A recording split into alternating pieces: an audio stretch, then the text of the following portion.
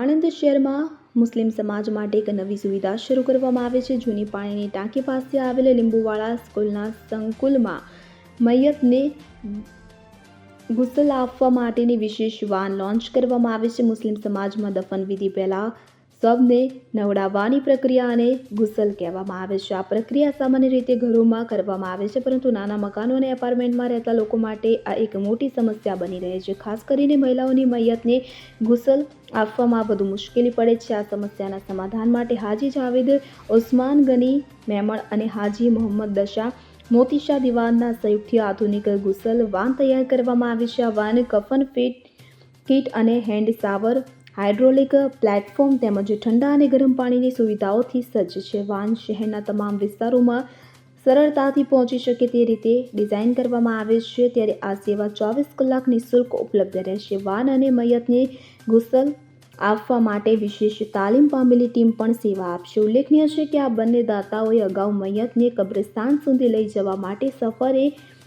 આખિરત van પણ મુસ્લિમ સમાજને અર્પણ કરાઈ છે.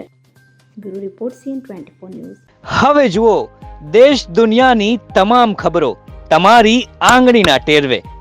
ઉઠાવો મોબાઈલ અને Google Play Store પરથી ડાઉનલોડ કરો અમારી CN24 ન્યૂઝ મોબાઈલ એપ.